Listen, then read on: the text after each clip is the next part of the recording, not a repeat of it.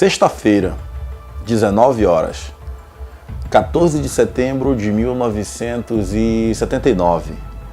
O espaço aéreo da cidade de Belém é invadido por dois objetos voadores não identificados. No bairro do Curialtinga, o jovem Laertes, com 20 anos, observou duas esferas luminosas descerem rumo ao Lago Bolônia.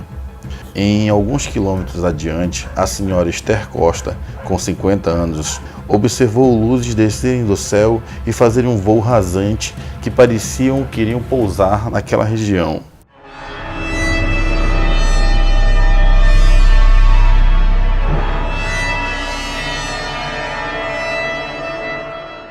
Nosso entrevistado de hoje é Laertes Lauro da Luz, nascido em Belém em 20 de fevereiro de 1959. É formado em Meteorologia e Física pela Universidade Estadual do Pará. Laertes é uma das principais testemunhas do caso que ficou conhecido como o caso dos seres de bronze. Parecia ser um globo luminoso que pairou sobre a e deixou bem iluminadas essas águas, principalmente as copas mais elevadas. Deu para notar claramente isso. Isso atraiu a curiosidade de muitos moradores na época, mas somente um grupo de 7 jovens entraram na mata e se depararam com o inusitado. Ele olhou assim, viu que era muita luz, né? Aí pensou, isso deve ser bem um avião pegando fogo. Naquela mesma noite, o Jornal Liberal esteve no local e cobriu essa reportagem. Porém, o caso não ganhou somente as páginas da imprensa local, mas também chegou a ser transmitido em rede nacional através do programa Globo Repórter daquele mesmo ano. Com a repercussão do caso, o jovem Laertes passou a receber a visita de vários pesquisadores de todo o Brasil, inclusive o general do Exército Brasileiro, Moacir Mendonça Uchoa, famoso por investigar o caso do aparecimento de luzes que sobrevoavam uma fazenda em Alexânia, Goiás.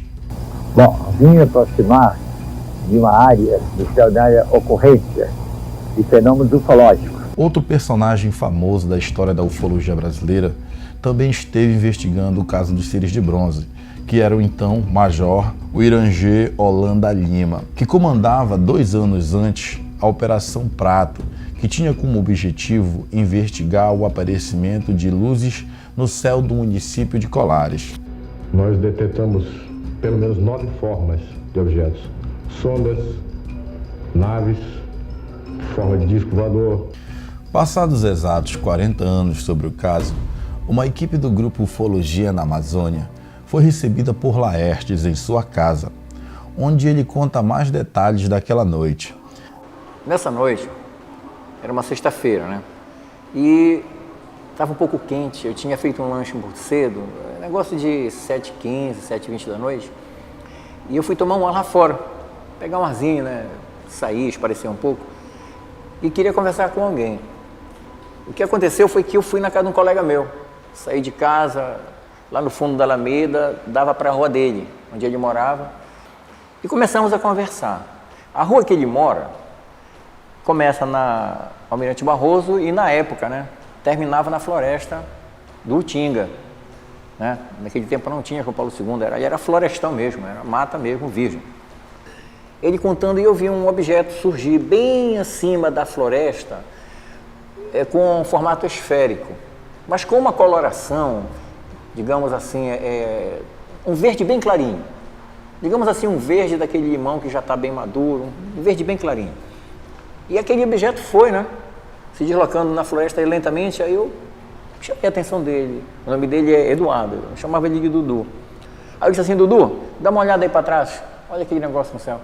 Aí ele pegou, virou, ficou olhando junto comigo, né? Aí eu disse: coisa estranha, né? Aí ele disse assim: isso aí deve ser um experimento da aeronáutica.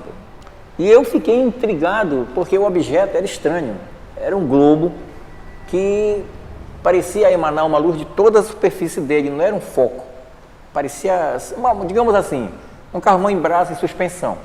Só que a cor não era vermelha de fogo, era um verde bem clarinho. O objeto se deslocou. Quando o objeto se deslocou, eu percebi que ele ia desaparecer entre as casas, porque a rua é muito estreita, a passagem Santo Antônio, que é uma vila, na época era muito, muito, muito pequena mesmo, agora não, já está, digamos assim, mais dimensionar, digamos assim, já está, digamos, urbanizada, vamos dizer assim. Eu fiquei olhando aquilo e percebi que as casas iam impedir a minha visão do objeto. Então, o que eu fiz? Eu fui, tomei o rumo do conjunto e segui para o campo, onde nós costumávamos brincar ali, final de tarde, jogar futebol, o negócio todo de molecada, né? E eu já sabia como chegar lá sem nenhum problema. Eu corri, estava escuro, estava muito escuro. Eu conhecia aquele trajeto, mas eu não sabia. Eu, digamos assim, mesmo conhecendo, correr no escuro é perigoso, mas eu corri. Corri empolgado com aquela imagem que eu tinha visto, né? E eu digo, eu não posso perder de vista. Quando eu chego no conjunto, no campo, achando que eu estava vendo aquilo sozinho, aí eu me deparei com um objeto já. O objeto já estava grande. Ele já estava bem acima da floresta, na copa das árvores, digamos assim, né? Só que grande. Aí eu me assustei com aquilo. Quando me deparei com aquele objeto imenso, e eu vi que aquilo não era algo convencional, eu fiquei atônito, perplexo, e falei comigo mesmo, o que é isso? E agora? O que eu faço? E foi o que eu fiz. Fiquei olhando aquele negócio, o objeto parado, né? Ele variou a cor naquele momento, ele passou do verde clarinho, já, digamos, para um amarelado. Foi nessa hora que eu fiquei ainda, digamos assim, mais assustado, porque o objeto estava mudando a cor, né? E ele começou a fazer movimentos assim, semelhantes a uma bolha de sabão em suspensão. Bem levezinho, coisa muito suave, né? E ele foi descendo na direção do lago, porque ali tem um lago, tem 2 lagos, aliás, né? O Bolândia e o Água Preta. O Bolândia era onde a gente costumava tomar banho, brincar, e coisa de molecada mesmo. E o Água Preta era mais longe, e a gente não ia muito para lá não, porque além de perigoso, era muito chinelo na sacada. Pois bem, eu vi que o objeto desceu ali. O objeto se encaminhou para a banda daquele lago e foi aos poucos desaparecendo pela copa das árvores. Nisso que o objeto está descendo, eu, na minha, digamos assim, curiosidade, na minha perplexidade da observação do fato, eu fiquei observando que, na medida em que ele foi se escondendo por detrás das árvores, a luz dele ainda reluzia, refletia na copa das árvores mais altas, né? E eu fiquei olhando aquilo, fiquei admirando aquele momento, até o momento em que apagou tudo. E eu achando que estava vendo tudo sozinho. Quando eu pensei em chamar alguém para, digamos assim, relatar o fato, perguntar se alguém tinha visto, aí sim eu me surpreendi, porque os moradores da última Alameda, Alameda Walter Putz, estavam todos observando também. E estavam todos perplexos. Eles estavam ali conversando um com o outro e eu, né, me aproximei. Quando eu me aproximei de lá, o pessoal todo conversando, na época eu me lembro, era a mãe da doutora Cleia Bichara, hoje é Cleia Bichara, grande, né, infectologista. Na época ela era só uma estudante, parece que de ensino médio. E estava ela, a mãe dela, né, a dona Vitória, e o irmãozinho dela menor, o Charles. Nesse momento, eu me lembrei de um amigo meu, que faleceu há pouco tempo, alguns meses, um negócio de uns 6, 7 meses atrás. E o nome dele era Antônio do Vale. O Antônio do Vale, ele tinha binóculos. Nós costumávamos ficar em noites estreladas, contando as estrelas, contando constelações, e a gente costumava bater papo ali no conjunto, que era uma coisa muito agradável. Ali era saudabilíssimo bater um papo à noite, era seguro, era bom, entendeu? A gente mantinha uma relação de amizade muito boa nesse conjunto, naquele tempo. Então, eu me lembrei dele. Quando eu me lembrei dele, eu corri, eu disse, rapaz, vou lá na casa do Antônio. Vou lá na casa do Antônio que eu quero pegar esse binóculo e quero ver o que aconteceu. Só que quando eu corri para a casa dele, né, eu peguei a parte de trás do conjunto e me segui para a 4ª Alameda, que é onde ele morava. E eu disse para ele, Antônio, está acontecendo algo lá no campo do conjunto que é muito estranho. Eu falei, o que foi, cara? Rapaz, tem uma luz que baixou lá e está lá dentro da mata. Ele, que luz é essa? Eu disse, eu não sei, rapaz, é um globo imenso. Bora lá ver. Ele largou o prato, calçou a sandália e nós fomos, né? Ele sem camisa, e eu explicando para ele, né? Uma saída da casa dele, explicando para ele. Era assim, era assado, era desse tamanho, era dessa cor. E a gente foi chegando, quando nós chegamos no campo, tinha muita gente. O campo tá na foto do jornal, dá para ver a quantidade de gente que já estava lá e o pessoal comentando. E olha que já tinha entre 6 e 8 minutos. No mínimo, não chegava a 10 não. que eu tinha ido na casa dele até voltar, no máximo. Eu diria 8 minutos. Conclusão. E quando eu saí daqui para te chamar, era para pegar o binóculos, para a gente poder ver se o objeto sobe e ver de perto. Aí ele disse, não, vamos lá em casa, a gente vai pegar o binóculos, vamos pegar uma lanterna de caçador que eu tenho e vamos pegar uns 2 ou 3 pessoas e entrar aí. Eu disse, beleza, bacana, vamos lá. Aí a gente vira a costa para ir para a casa dele e a gente não dá 2 metros andando. Nós não demos 3, 4 passos. Quando o povo começou a gritar, aquela gritaria, não sei se vocês podem imaginar quando sai um gol no estádio, que as pessoas ficam empolgadas, né? E todo mundo olhou, rapaz, e eu disse para ele, olha rapaz, olha, ele olhou e nós vimos o objeto subindo, né? Ele subiu mais escuro. Agora ele subiu, eu diria, alaranjado. Ele já estava com aquela cor já bem apurada, ele já estava alaranjado e tinha uma bolinha azul. Essa bolinha azul eu vi, mas uns 2 colegas meus também viram, mas teve gente lá que não viu a bolinha azul. E essa bolinha azul, era azul, para mim a vista era azul. Ela estava fazendo umas voltas em torno dele, no sentido anti-horário, né?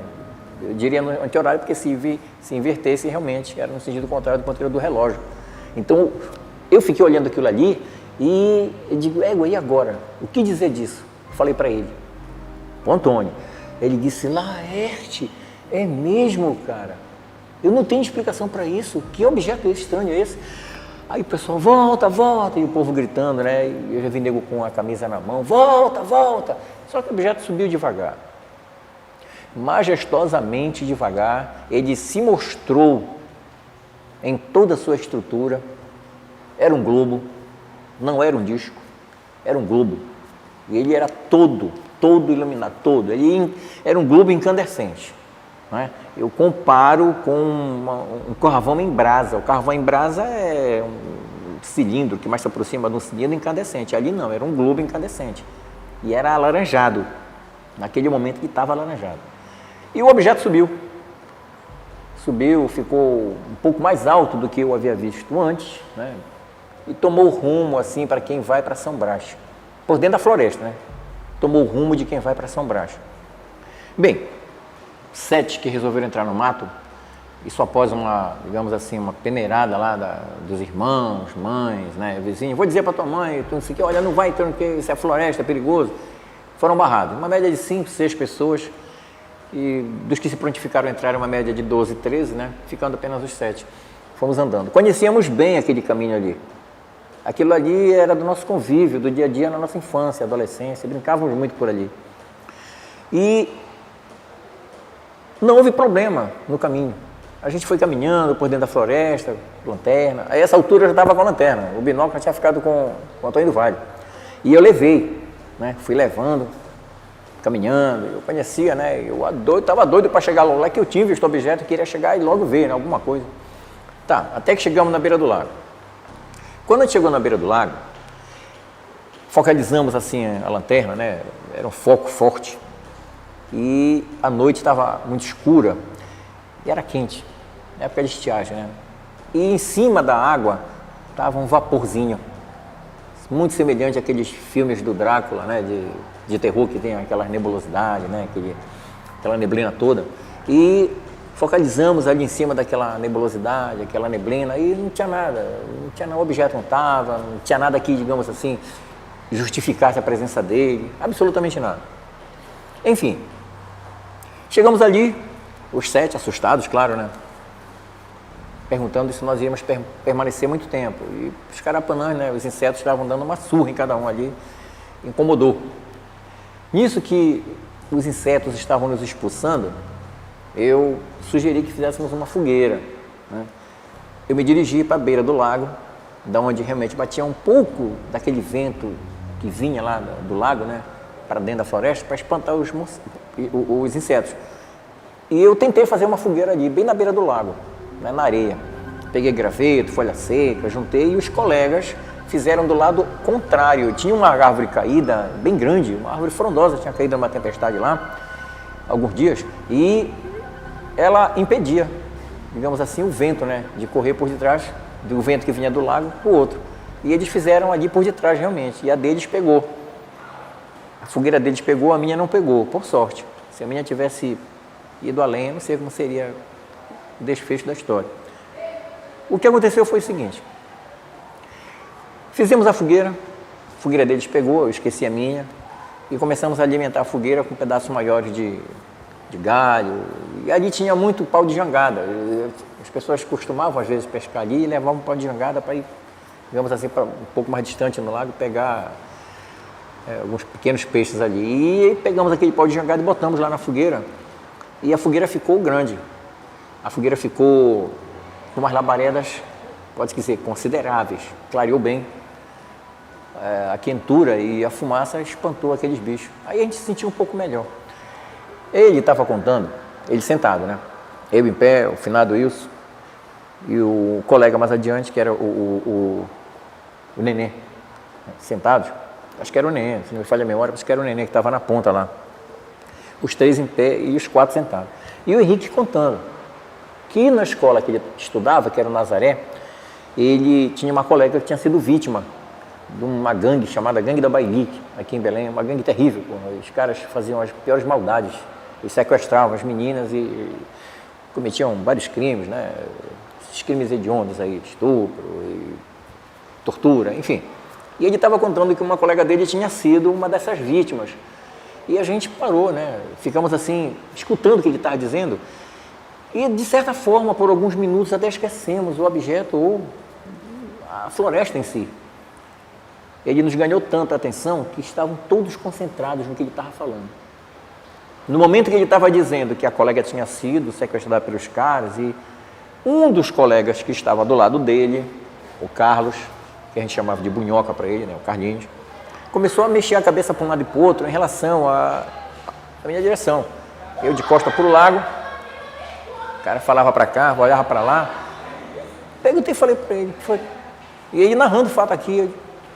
Aí ele percebeu, quando eu fiz assim o que foi, o Henrique parou de falar e o Carlinhos, disse, gente, tem água na água. Ele falou, tem água na água. Eu virei, a fogueira estava boa, estava uma labareda boa, estava clareando bem. Eu virei, olhei para o lago, eu não vi nada, né? E o outro se levantou, né, e disse, olha, tem algo na água mesmo. Eu acho que, se não me falha a memória, foi o Antônio do Vale mesmo. Era meio assim, bigodão e tal, e disse, olha, tem algo na água mesmo. Aí, pronto, acabou a conversa ali, da narração do Henrique, e todo mundo virou para o lago. Quando nós viramos para o lago, eu ainda não tinha percebido que eu estava com a lanterna. Alguém gritou, tem algo na água sim. Na minha mente, o medo da floresta era tamanho que eu pensei, é sucuri. E a sucuri vai laçar um e vai matar. Eu disse, cadê? Onde é que está? E está na frente. Aí eu acionei a lanterna e botei. Quando eu foquei, eu botei bem onde o meu colega apontou, está na nossa frente, eu botei na nossa frente. Tinha algo na água mesmo. Era algo cilíndrico assim, 1,20, 1,30 de altura, semelhante, muito parecido com um balão de oxigênio de hospital. Uma bala tamanho gigante, como se fosse assim, né? Era escuro, aquele treco era o azul, o preto, o marrom, não sei, era escuro. O que ele estava reluzindo era a claridade da fogueira, né? Foi isso que o colega viu. O reflexo das labaredas lá da fogueira certamente bateu naquele objeto e a gente conseguiu enxergar. E foi que eu focalizei. Quando eu foquei aquilo, eu disse para o pessoal, gente, é cobra grande, é sucuri. E todo mundo se socou no só ponto. Nós ficamos tão apavorados, todo mundo ficou tão nervoso, que nós nos concentramos, muito colados um no outro. E eu, ali naquele aperreio, né, olha daqui, cadê, olha daqui, eu peguei e voltei um pouco a lanterna para a esquerda, né, e tinha outro. Esse outro, mais afastado dele, estava mais próximo da beira da água, lá na fronteira da água com a areia. Aquela região limítrofe entre as duas situações. Mas ele não estava lá, ele estava quase. Vamos supor assim, uns 2 metros, 2,5 metros, não chegava a 3 não. E os colegas começaram a gritar, ei, vocês viram aquela bola? Ei, quem são vocês? Ei, o que vocês querem? Aí foi que eu percebi que eu deveria chamar aquelas pessoas que, entre aspas, né, sei que era aquilo, e perguntar se eles viram a bola. Aí eu disse, vocês viram aquela bola? Vocês viram aquela bola no céu? E o silêncio era total. O silêncio foi mais amedrontador do que a própria visão que a gente estava tendo. Então, nesse momento que eu estava olhando para o segundo, eu voltei O primeiro estava lá parado, e o segundo, quando eu retornei, me pareceu ter se deslocado, acho que o medo, não sei, e eu focalizei ainda mais para a beira. Aí foi na hora que deu o desespero. Porque quando eu botei na beira, já na areia, eu vi mesmo na região limítrofe. E não foi só eu que vi, os outros, quando viram, correram. Estava lá o objeto. Era um cilindro. Aquilo era um cilindro. Não tinha cabeça, não tinha perna, não tinha braço. Era uma coisa escura. E ele já estava próximo da gente. No máximo, a distância de uns 12 metros. Aí bateu o desespero. Aí corre, corre, me ajuda, eu não vou ficar. E o pessoal correndo, e eu estava ali para saber se a nave ia ou não voltar. Então, no meu, em frações de segundo, ali no meu subconsciente, o meu consciente já não estava mais, digamos assim, dominando muita coisa, a impressão que me dava é que aquilo era da nave. Que eu vi a luz, eu vi o objeto lá fora. Dentro ninguém viu nada, o objeto não teve luz nenhuma. Teve isso, essa visão estranha. Mas dentro de mim, lá no meu íntimo, naquele momento, para mim aquilo era daquela nave. Aí eu me assustei. Só que eu não corri de costas, eu não dei a costa para eles, não. Tá entendendo? E o pessoal começou a correr. Entraram lá no caminho, apavorado, gritando, mamãe, mamãe, me ajuda, me socorre. E eu correndo, mas olhando, focando. Só vi para o lado direito uma vez, não tinha nada. Até porque acabava, era floresta e pegava assim um manguezinho para a banda do lago e não tinha nada ali. Agora, no lago na nossa frente, e assim eram os três. Um dentro do lago, um a meia distância entre os dois praticamente, e o outro já na beira, né? Eu diria, a ponto de nos alcançar ou coisa parecida. E eu confesso, hoje eu confesso que eu fiquei apavorado. Eu corri por quê? Porque eu não ia ficar ali parado, esperando aquele treco chegar e me pegar. Eu não sei o que era aquilo. Quem que não vai ficar nervoso numa hora dessa? Aí foi que eu já unei um colega meu para cá, todos correndo, e eu com a lanterna mais forte, né? Eu estava com a poderosa na mão, botei na direção do caminho, chamei os colegas, volta para o caminho, volta para o caminho.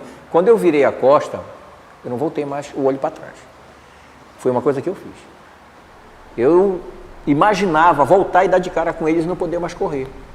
Poderia ter ali um colapso cardíaco, sei lá, alguma coisa, e ficar por ali mesmo. Então eu preferi nem olhar mais para trás. E os colegas estavam entrando no mato, voltando, entravam no mato, voltando, perderam sandália, rasgaram o braço, sabe aquela planta tiririca, aquela que corta a gente?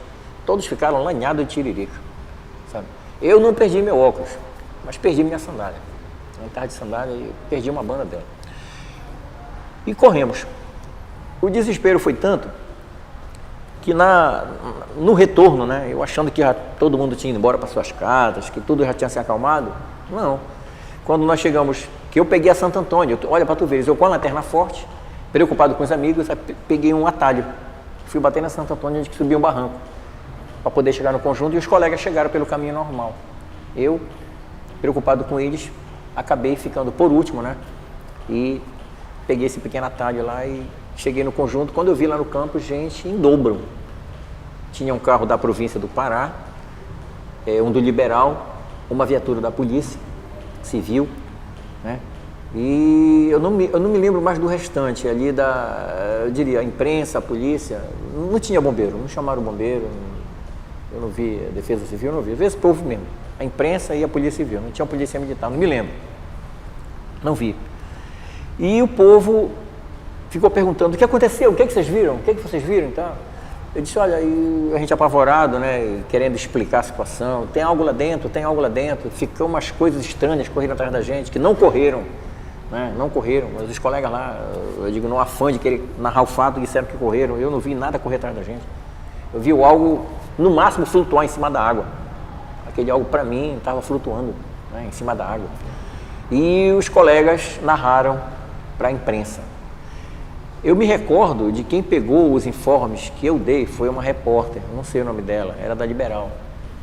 Essa moça sentou do meu lado, me pediu as informações e eu tenho a foto, tenho esse registro que é do Jornal Liberal. Eu deixei, digamos assim, o colega já viu essa foto, já analisou na época, né? E essa repórter me perguntou o que nós tínhamos visto. Eu disse para ela que o que nós vimos ali dentro foram coisas estranhas. Eu não disse que eram pessoas. Eu não disse, em nenhum momento citei pessoas e nem seres. Eu disse para ela, tem algo estranho aí dentro. Estava na água e olhando para a gente. Ela disse, como é, diz ela? Eu disse, olha, eu só vi mesmo algo parecido com um cilindro. Era uma coisa estranha, era escuro. Eu não sei se era marrom, se era azul, se era preto. Eu sei que reluziu a luz da fogueira e os colegas viram. E eu só consegui enxergar porque eu foquei bem a lanterna e vi de frente. O primeiro, o segundo e o terceiro já próximo, na areia, né?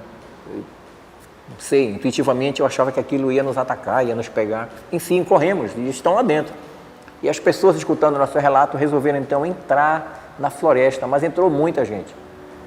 Entrou muita gente. Mas põe a gente aí. Mas entrou gente com porrete, entrou gente com revólver, entrou gente com espingarda, com faca, com facão. Os policiais também. Olha, Heitor, eu não sei te dizer se esses policiais entraram. Eu não sei, cara. Eu sei que o povo ali resolveu entrar. Da segunda vez, eu não fui. Eu fiquei porque a minha irmã já tinha falado lá em casa que tinha acontecido o fato, a mamãe já estava chegando e eu não queria pegar algumas bordoadas na frente das pessoas, né? A mamãe certamente não ia me dispensar nessa hora, né, por ter entrado na floresta à noite. E certamente ela ia ficar nervosa e eu ia passar vergonha. Então eu me recolhi logo, né? Dei a minha informação lá para a repórter e disse para ela o que nós tínhamos visto. Ela pegou essa informação com outros colegas, né?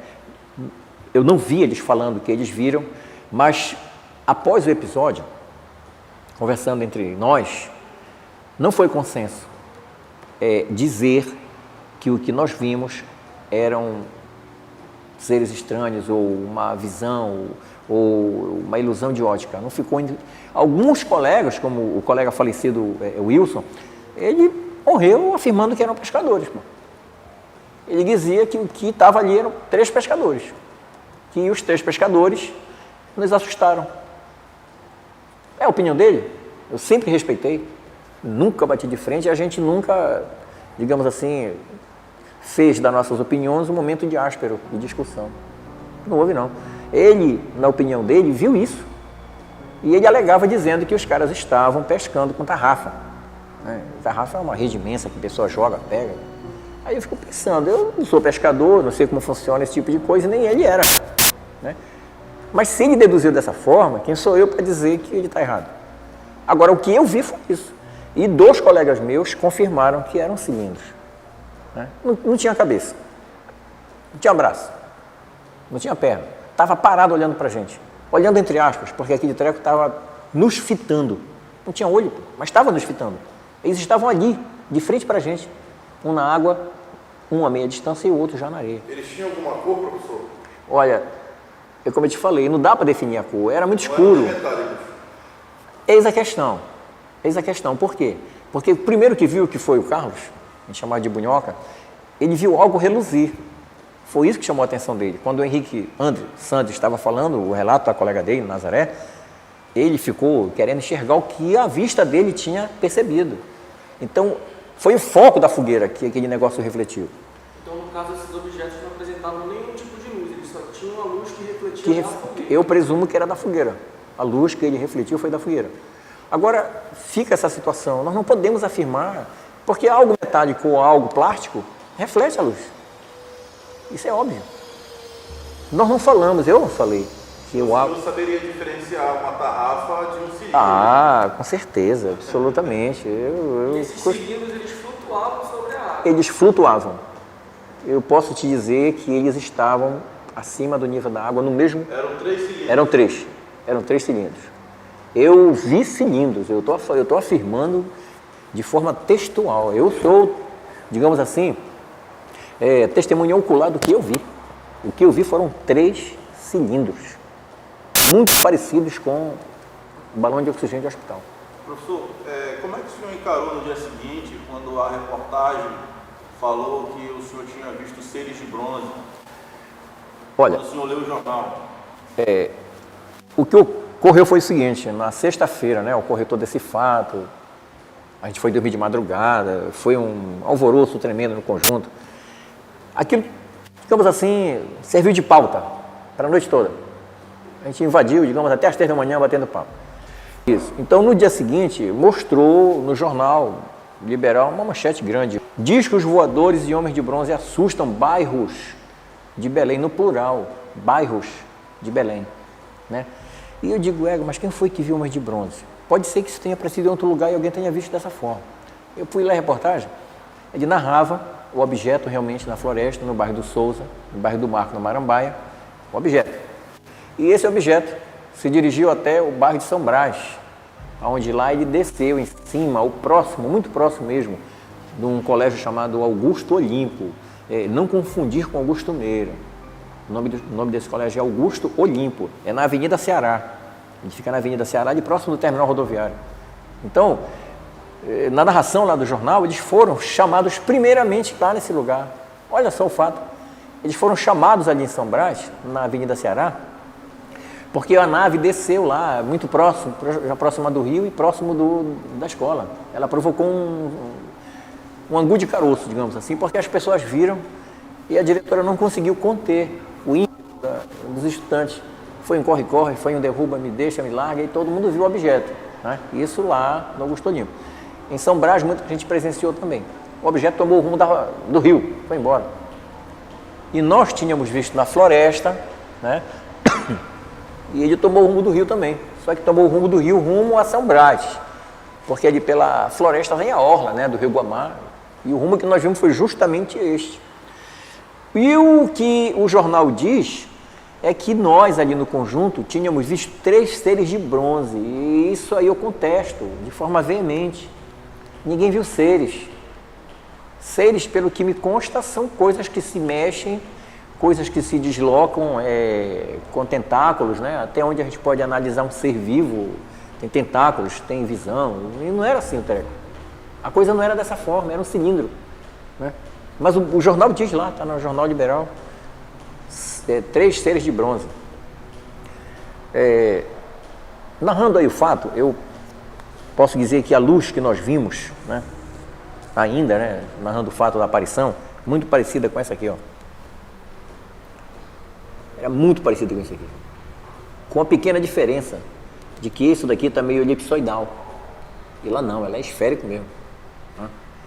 Eu já tinha visto foto parecida em tempos atrás, e a pessoa que me perguntou sobre a forma do objeto me mostrou algo parecido com essa foto e eu citei.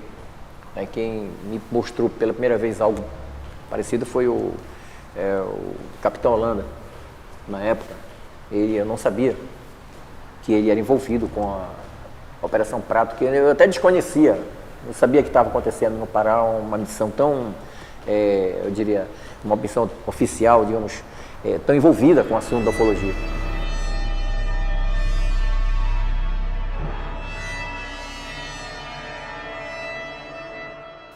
Bom, pessoal, essa é uma websérie que eu venho trabalhando faz um tempão, né?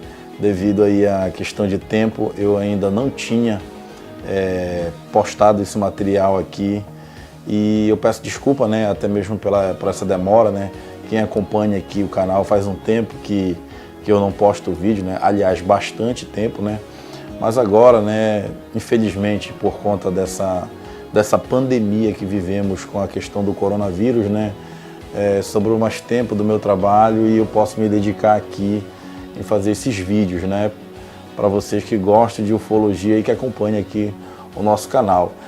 Antes de mais nada, né, eu queria pedir para você curtir e compartilhar, né, com seus amigos aí. Eu peço a você que fique à vontade para sugerir, comentar. Se você souber de alguém que foi testemunha desse caso de seres de bronze e quiser contribuir com o canal, né, eu vou deixar um e-mail aqui na tela, né, para você me mandar um e-mail e a gente conversar e de repente fazer uma matéria com essa testemunha. Meu nome é Heitor Costa e esse foi mais um episódio de Na Rota das Luzes.